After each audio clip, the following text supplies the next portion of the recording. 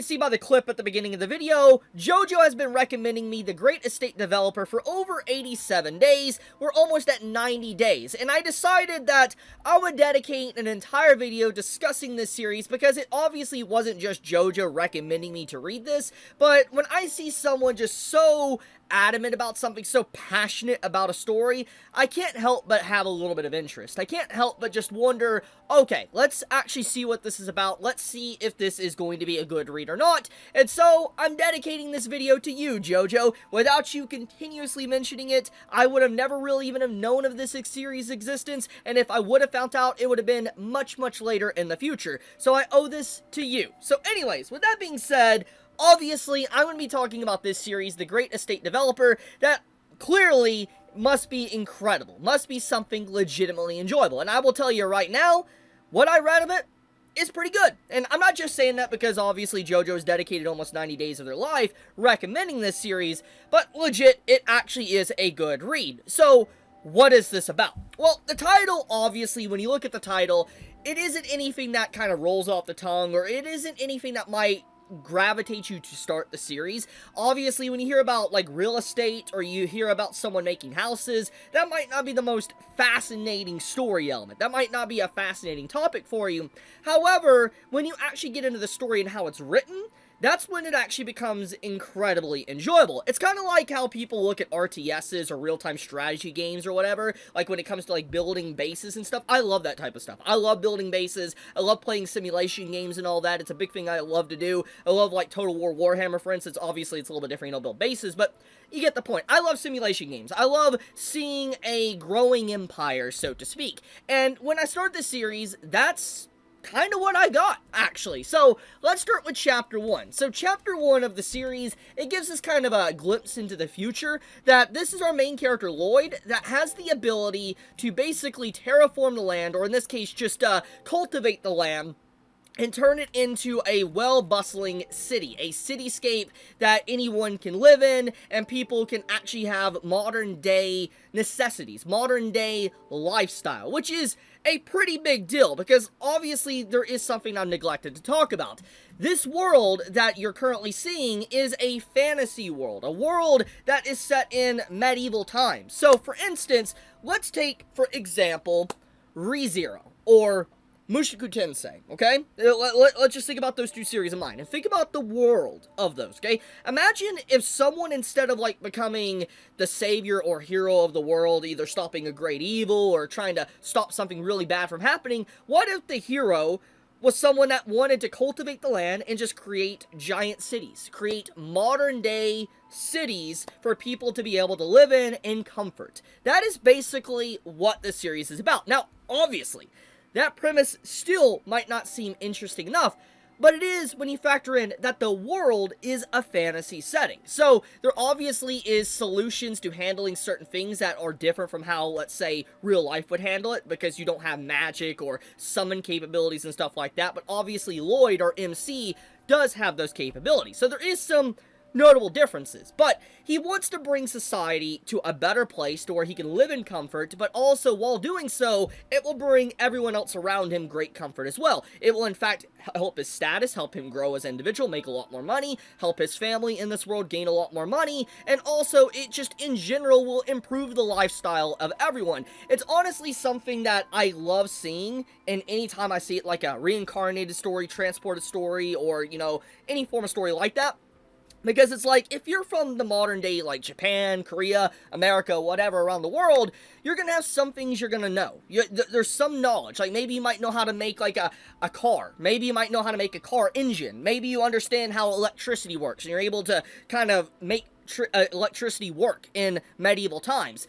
Basically, I've always been interested in those concepts, bringing future technology into the medieval times, and that's what Lloyd does. He basically brings these modern day like gimmicks, or not really gimmicks, tricks and technology and advancements, and allows people to just be safer. For instance, there's a whole segment, like in chapter 11, like 10, 11, and 12, where they're, like, in a coal mine. They're mining coal, and he actually straight up figures out a way to mine the coal effectively where there won't be as many cave-ins, deaths, and obviously lack of oxygen. I mean, there's a lot of danger in being a miner. Someone that is, like, trying to get coal out of a mine or something, or gold or whatever.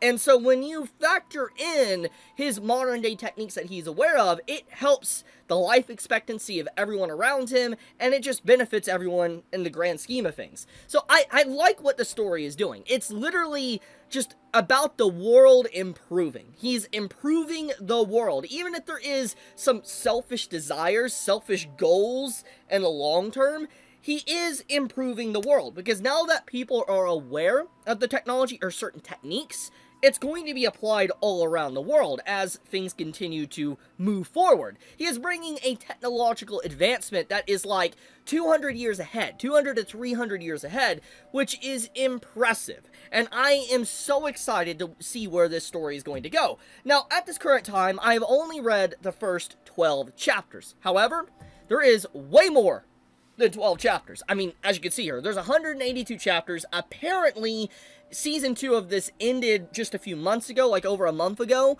and I'm assuming there's going to be a Season 3. I'm assuming this is not the end of the series with how much it's been recommended to me. But I am excited to sit down and be able to read all this, because I definitely am. Once I'm done with this video and get some food, I'm going to straight up read more of this, because I actually like what I'm seeing. I like a good simulation build, like, you know, playing simulation games and stuff like that, and just seeing the world improve gradually is something I appreciate. I like seeing the world change. It gets you more involved with it. It feels immersive, and that is the feeling it invoked in me when I was reading these chapters. Which, by the way, I want to talk about Lloyd as a character, or in this case, our MC that is using the body of Lloyd. Yeah, you heard me correct. Let's explain that one. So this guy right here, that is our MC. It is established in the first chapter that he was someone that was, like, in Korea. He was living an ordinary life. Obviously, he wasn't that well off, but he was just living an ordinary life, so to speak. And eventually, he actually inhabited the body of someone else in another world in this book. So he was, like, reading a book, and this book he read, he basically went into that story. Somehow he got transported into that book story, and he incorporated the body of Lloyd.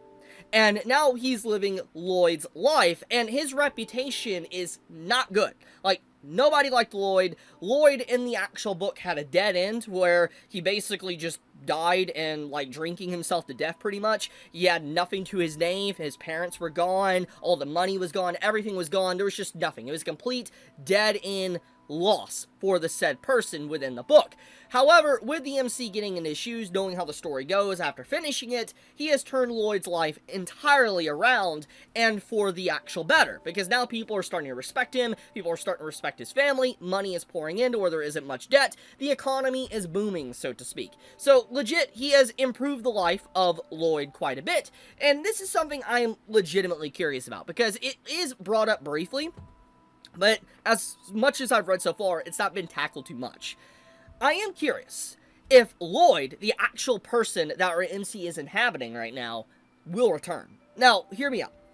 It's unlikely, but I've always been curious, when you have these type of stories where someone has their body inhabited, will their soul somehow emerge to the surface? Or will they emerge in a different way? Will you have a chance of a different body and allow Lloyd to come back? There's a lot of questions I have, because obviously, regardless if Lloyd is a dead end and he had no future in the book, he still was a person, technically, okay? And even if he was a scumbag. And I'm curious if he is to somehow resurface again, would he change his ways? Would he be better? It would be an interesting story arc if that would happen. I would like to see a series dive into that. I don't know if the Great Estate Developer is one of those series that would do something like that, because that's some very deep subject matter, honestly, like incorporating someone's body and taking it away from them and stuff. I don't know if this series would actually touch that, but I would like to see that.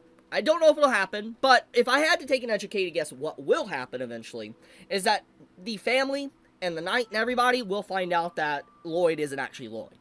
That's what I assume will happen.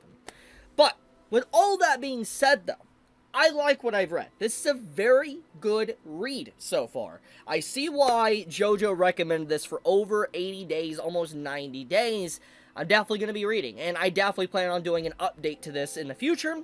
I might do a video discussing Season 1, like for instance, as you can see here, there is 2 seasons to this in terms of chapter length, so I will probably read Season 1, do a video on that, and my thoughts on it, and then I'll read Season 2 and probably do thoughts on Season 2. That's most likely what I will do to prep for the continuation of the story. But for now, I'll leave it at that. If you are interested in this story, if you are wanting to read this said series, link is in the description. It is completely free to read. Don't have to worry about it. Don't have to pay nothing. Completely, legal and everything like that. And it does help me out if you click on the link. By the way, there was some of those that watched yesterday's video and tried to watch the Withered Flower, or read The Withered Flower. The link for some reason was linking to something completely different. It should be fixed now. It completely should be fixed. Sorry if there was a little bit of a mess up there. But yeah, just wanted to clarify on that end. But I love you guys. Thank you so much for watching. Be safe. Stay healthy. Chibi out.